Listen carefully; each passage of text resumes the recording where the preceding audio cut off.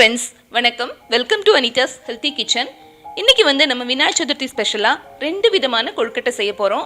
இனிப்பு கொழுக்கட்டை, கார கொழுக்கட்டை. இந்த ரெண்டு விதமான கொழுக்கட்டையுமே நம்ம இட்லி அரிசி வச்சு தான் செய்ய போறோம். புழுங்கல் அரிசியில செய்யற இந்த பிடி கொழுக்கட்டை ரொம்பவே சுலபமா செய்யவும் முடியும், அதே நேரத்துல சாஃப்டாவும் இருக்கும். சில பேருக்கு பாத்தீங்கன்னா பச்சரிசியில செய்யற கொழுக்கட்டை வயிற்றுக்கு ஒத்துக்காது.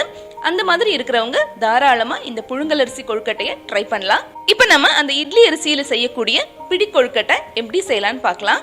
பிடி கொழுக்கட்டை செய்யறதுக்கு நான் இட்லி அரிசியை ஊற வச்சிருக்கேன். 2 தடவை நல்லா அலசிட்டு ஒரு 2 to 3 மணி நேரம் நம்ம ஊற வச்சிருக்கணும். அடுத்ததா 1/2 கப்பு தேங்காய் துருவல் வேணும், 3/4 கப்பு வெல்லம். உங்க இனிப்பு சுவைக்கு ஏற்ற மாதிரி வெல்லம் கூட்டவோ குறைக்கவோ செய்யலாம். 2 டேபிள் ஸ்பூன் பாசிப்பருப்பை நான் 1 மணி நேரம் ஊற வச்சுட்டு அதுக்கப்புறமா இட்லி பாத்திரத்துல நல்லா வேக வச்சு எடுத்துட்டு வந்திருக்கேன். இட்லி பாத்திரத்துல ஆவியில வேக வைக்கும் போது இந்த மாதிரி உங்களுக்கு உதிர பாசிப்பருப்பு வெந்து வரும். அடுத்ததா கொஞ்சமா முந்திரி பருப்பை உடைச்சு வச்சிருக்கேன். இது கூடவே ஒரு 2-3 ஏலக்காவை கொஞ்சமா சர்க்கரையோட சேர்த்து பொடி பண்ணி வச்சிருக்கேன். இப்ப நம்ம ஊற வச்ச அரிசிய மிக்சியில அரைக்க போறோம். அரைக்கும் போது ரொம்ப நைஸா அரைக்காம கொஞ்சம் திரு அரைச்செடுக்கணும். இப்ப அரைச்சு எடுத்துட்டு வந்துட்டோம். மாவு இந்த கன்சிஸ்டன்சியில் இருக்கணும், ரொம்ப நம்ம நைஸா அரைச்சிடக்கூடாது. மாவு நம்ம ஒரு ரவை பதத்துக்கு அரைச்சு எடுத்துக்கணும். அடுத்ததான் நம்ம கொழுக்கட்டை மாவு ரெடி பண்றதுக்காக ஃபர்ஸ்ட் ஒரு கடாய் எடுத்து வச்சுக்கலாம். கடாயில நம்ம இப்போ ஒரு 2 ஸ்பூன் நெய் விட்டுக்கலாம். இதுல நம்ம உடைச்சு வச்சு முந்திரி பருப்பை சேர்த்துக்கலாம். முந்திரி பருப்பு ஓரளவுக்கு ஃப்ரை ஆனதும் இதுல ஒரு 1/2 கப்பு தேங்காய் துருவல் நம்ம எடுத்து வச்சதை சேர்த்துக்கலாம்.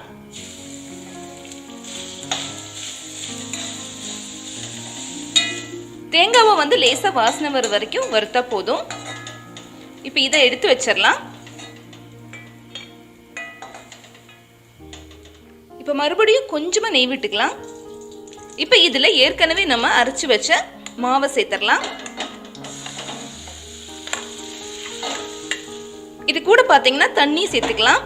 1 கப் அரிசிக்கு 2 கப் அளவு தண்ணிங்கிறத நம்ம கணக்கு எடுத்துக்கணும். நான் அரிசி ஊற வச்ச தண்ணி தான் சேர்த்திருந்தேன்.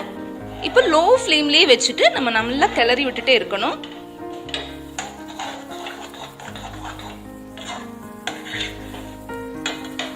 மாவு இந்த அளவுக்கு நல்லா கெட்டியா வரணும். கடாயில இருந்து நல்லா விட்டு வருது பாருங்க மாவு.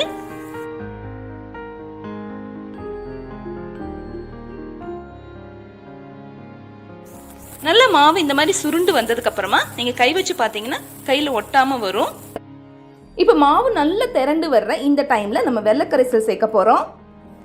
ஏற்கனவே நம்ம மாவு கிளறிட்டு இருக்கும் போதே நான் வெள்ளக்கரைசல் ரெடி பண்றதுக்கு இன்னொரு அடுப்புல வச்சுட்டேன். கொஞ்சமா தண்ணி சேர்த்து நம்ம வெள்ளக்கரைசல் ரெடி பண்ணிக்கணும். ஒரு 2 டேபிள் ஸ்பூன் தண்ணி சேர்த்தா போதும்.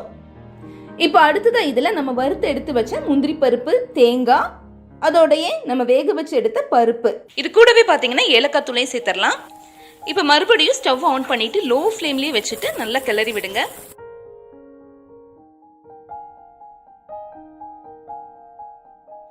வெள்ளக்கரைசல் சேர்த்ததுக்கு அப்புறமா இப்ப மறுபடியும் மாவு பாருங்க நல்லா கெட்டி ஆயிட்டு வருது. இந்த மாதிரி பேன்ல இருந்து நல்லா விட்டு வரணும். இந்த ஸ்டேஜ்ல நம்ம ஸ்டவ் ஆஃப் பண்ணிடலாம். மாவு ஓரளவுக்கு சூடானதுக்கு அப்புறமா நம்ம கொழுக்கட்டையை பிடிச்சு ரெடி பண்ணிக்கலாம். இப்ப மாவு ஓரளவுக்கு நல்லா சூடாறிடுச்சு. இந்த டைம்ல நம்ம கொழுக்கட்டைகளை பிடிச்சு வச்சிடலாம்.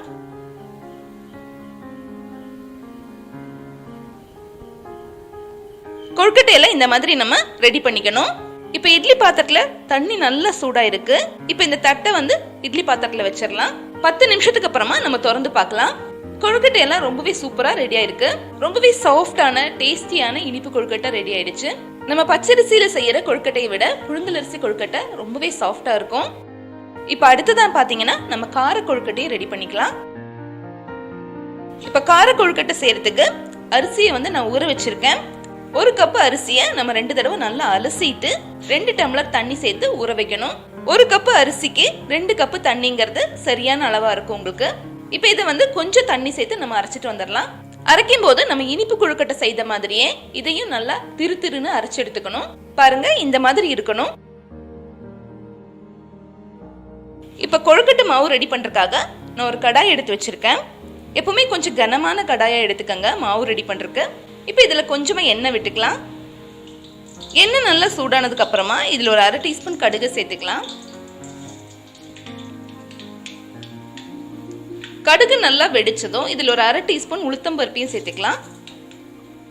உளுத்தம்பருப்பு கொஞ்சம் கலர் மாறினதுக்கு அப்புறமா நம்ம இதில் காஞ்ச மிளகாவை சேர்த்துக்கலாம். கூடவே கொஞ்சமாக கருவேப்பிலை. அடுத்ததாக இதில் 1/2 கப்பு தேங்காய் துருவலை சேர்த்துக்கலாம்.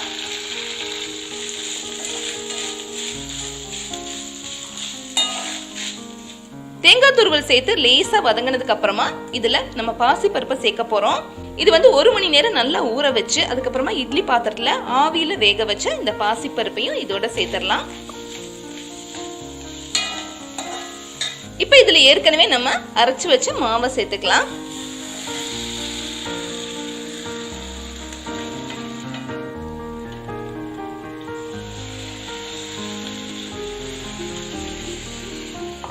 இது கூடவே நம்ம அரிசி ஊற வைக்கும் போது எடுத்த தண்ணியும் சேர்த்துடலாம். இப்போ இந்த மாவுக்கு தேவையான உப்பை சேர்த்துடலாம்.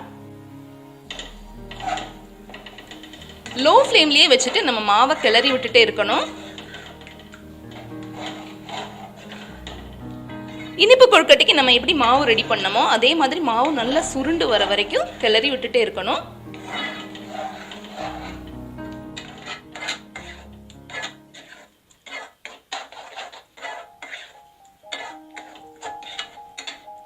இப்போ மாவெல்லாம் நல்லா ஒண்ணா சேர்ந்து திரண்டு வருது பாருங்க. இப்போ கடாயில ஒட்டாம நல்லா கெட்டிப்பட்டுருச்சு பாருங்க. இந்த ஸ்டேஜ் வர வரைக்கும் நம்ம கிளறி விட்டுக்கணும்.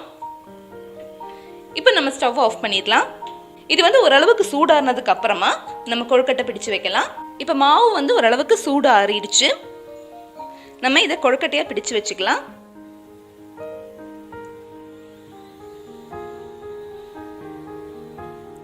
இப்போ ஒரு தட்டுக்கான கொழுக்கட்டைகள்லாம் ரெடி பண்ணிட்டோம். இப்போ நம்ம இட்லி பாத்திரத்தில் தண்ணி நல்லா சூடு பண்ணிட்டு இதை வந்து உள்ள வச்சிடலாம். 10 நிமிஷம் நல்லா ஹை ஃப்ளேம்ல குக் ஆயிடுச்சு. இப்போ நம்ம திறந்து பார்க்கலாம். கொழுக்கட்டையெல்லாம் ரொம்பவே நல்லா சாஃப்டா குக் ஆகி வந்திருக்கு. ஒரு கப்பு அரிசியில உங்களுக்கு இந்த மாதிரி சின்ன கொழுக்கட்டையா இருந்தால் 30 கொழுக்கட்டை வரைக்கும் கிடைக்கும்.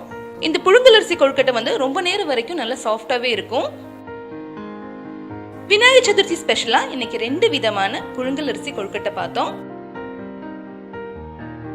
இந்த 2 கொழுக்கட்டையுமே பாத்தீங்கன்னா ரொம்பவே சாஃப்டாவும் டேஸ்டியாவும் இருக்கும். அதனால வீட்ல கண்டிப்பா ட்ரை பண்ணி பாருங்க. ட்ரை பண்ணி பார்த்துட்டு உங்க ஃபீட்பேக் அனுப்புங்க.